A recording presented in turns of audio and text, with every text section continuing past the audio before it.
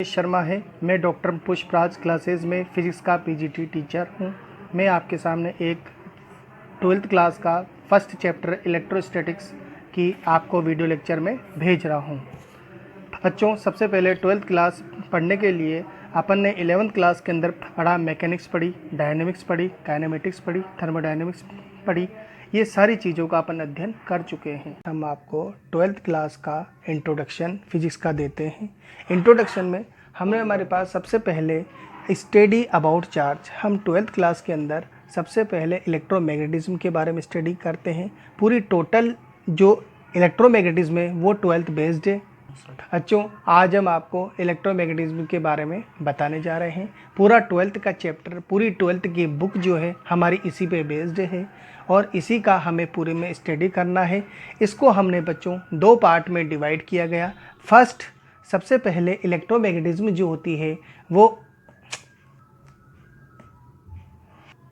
बच्चों 12th class पूरी की पूरी इलेक्ट्रोमैग्नेटिज्म पे बेस्ड है।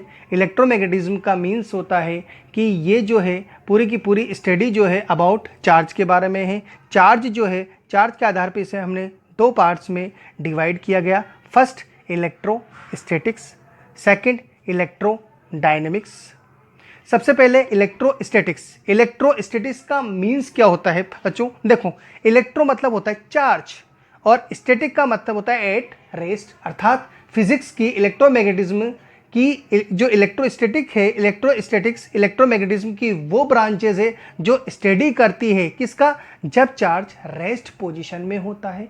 और ये जो है स्टडी हम जो इलेक्ट्रोमैग्नेटिज्म के अंदर जो इलेक्ट्रोस्टैटिक्स है, इलेक्ट्रोस्टैटिक्स के अंदर हमारे दो पार्ट हैं। पहला चैप्टर का नाम है हमारा electric charges and field. Second आपके पास है इलेक्ट्रोस्टैटिक पोटेंशियल एंड कैपेसिटेंस है। सेकेंड आपके पास है बच्चों इलेक्ट्रोडायनेमिक्स।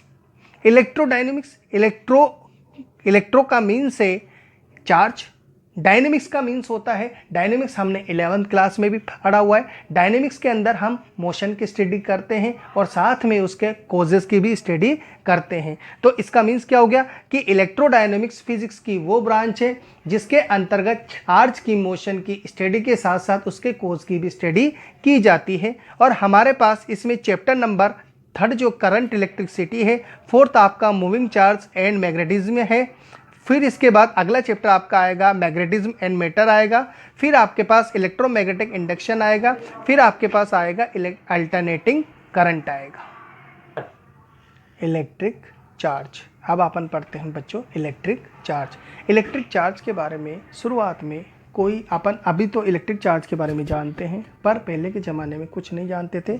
लगभग 600 BC ईयर्स जो है एक साइंटिस्ट आया था, थेल्स नामक एक साइंटिस्ट था।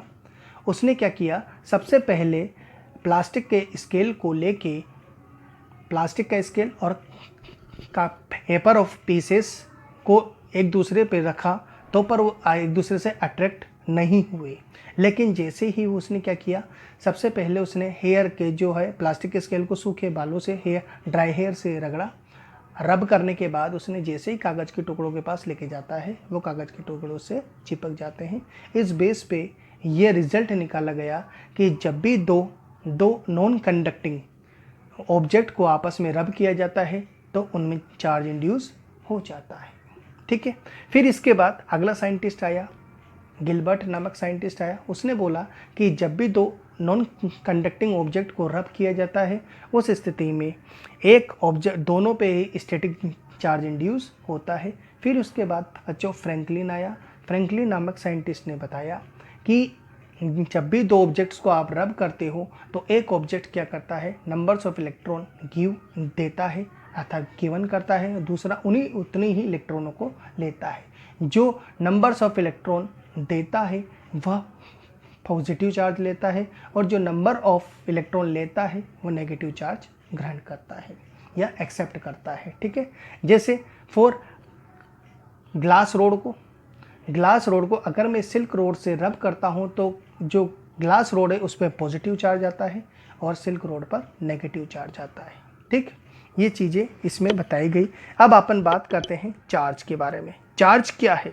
चार्ज के बारे में तो ये तो ठीक है, पर चार्ज है क्या चीज़? तो चार्ज जो है इट इज़ द देखो ये जो चार्ज जो इंट्रिंसिक प्रॉपर्टी है, इंट्रिंसिक प्रॉपर्टी का मीन्स होता है जिसमें कोई आप कंफ्यूजन नहीं कर सकते या किसी के बारे में आप बता नहीं सकते कि ये इंट्रिंसिक मतलब उसकी स्वयं की प्रॉपर्टी है। जैसे मास भी एक इंट्रिंसिक प्रॉपर्टी है, वैसे ही चार्ज भी क्या है, एक इंट्रिंसिक प्रॉपर्टी है। It is the property of matter.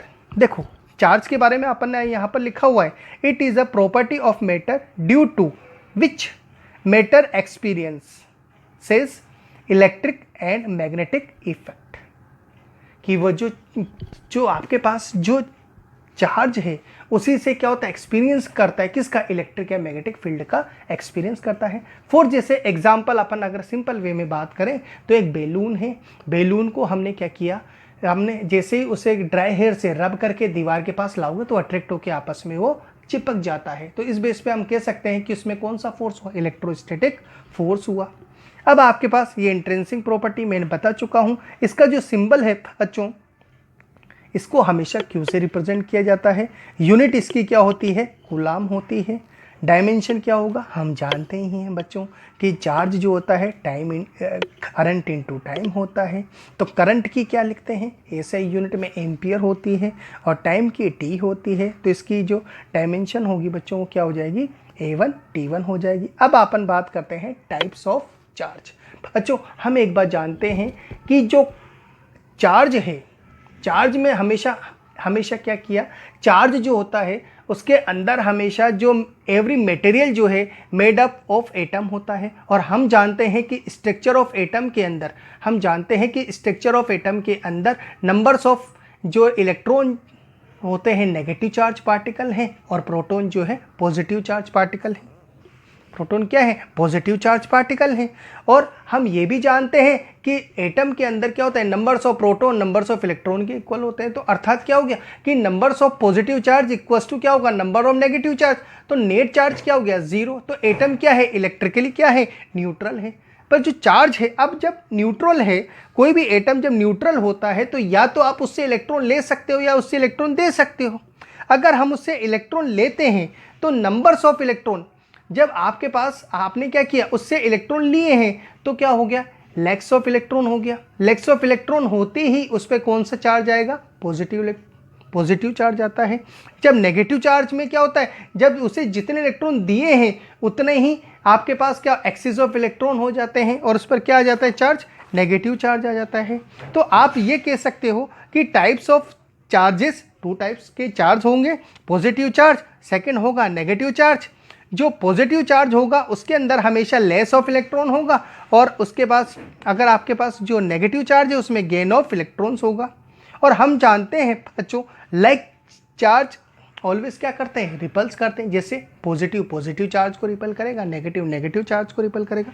जबकि अनलाइक जो चार्जेस होते हैं वो क्या करते हैं, एक दूसरे को अट्रैक्ट करते हैं। नेगेटिव पॉजिटिव को अट्रैक्ट करेगा, पॉजिटिव नेगेटिव को अट्रैक्ट करता है। अच्छा अब हम क्या करते हैं, चार्ज और मास के बीच में क्या करते हैं, डिफरेंस करते हैं। तो पहली चीज़ हम जानते हैं कि चार्ज और मास दोनों क्या है, इंट्रिंसिक प्रॉपर्टी है, अर्थात फंडामेंटल्स प्रॉपर्टी है, इसमें कोई चेंज नहीं किया जा सकता है। सेकंड, चार्ज जो है नेगेटिव और पॉजिटिव होता है, जबकि मास जो है ऑलवेज पॉजिटिव होता है, मास नेगेटिव नहीं होता है। क्यों, मास नेगेटिव जो है हमेशा ऑलवेज जो है मास नेगेटिव होना केवल एक अजम्पशन माना गया है। जिसके अलावा चार्ज जो है स्पीड के साथ चेंज नहीं होता है, वेरी नहीं करता है, जबकि मास जो है वो स्पीड के साथ वेरी करता है। इसके अलावा चार्ज जो है can not exist without mass, but mass can exist without charge. कर सकते हैं कि भाई चार्ज अगर है तो उस बॉडी में मास जरूर होगा और अगर मास है तो उस बॉडी में चार्ज हमेशा होना जरूरी नहीं है। ठीक है, अब बच्चों हम बात करते हैं प्रॉपर्टीज ऑफ चार्ज। तो फर्स्ट प्रॉपर्टी है charge is transferable. Charge can be easily transferred from one body to another through various method. अब बात आती है बच्चों कि ट्रांसफ़र कैसे कर सकते हैं। हम जानते हैं कि इंडक्शन है, कंडक्शन है और फ्रिक्शन। कंडक्शन, इंडक्शन, फ्रिक्शन के द्वारा जो है हम चार्ज को ट्रांसफ़र कर सकते हैं। ठीक है, ये हम आके स्टडी करेंगे। सेकंड है प्रॉपर्टी आपके पास कि charge is always associated with mass. बच्चों हमेशा चार्ज जो होगा मास के साथ ही रहता है, बिना मास के हम चार्ज की कल्पना नहीं कर सकते। हमेशा चार्ज जो होगा वो जब ही होगा जब उसमें मास होता है। ठीक है, तो इसका मीन्स क्या हो गया, charge can not exist without mass, अर्थात नो मास नो चार्ज। तीसरी प्रॉपर्टी है बच्चों, charge is conserved. Charge can neither be created nor be destroyed but can only be transferred from one body to another. इसका means क्यों बच्चों कि charge जो है उसे न तो आप उत्पन्न कर सकते हो, नहीं आप उसे नष्ट कर सकते हो। ये केवल क्या कर सकते हो, एक ऑब्जेक्ट से दूसरी ऑब्जेक्ट में आप उसे ट्रांसफ़र कर सकते हो। इसके बनाने की हमारे पास कोई फैक्ट्री नहीं है, इसे केवल हम एक ऑब्जेक्ट से दूसरे ऑब्जेक्ट में केवल ट्रांसफ़र कर सकते हैं।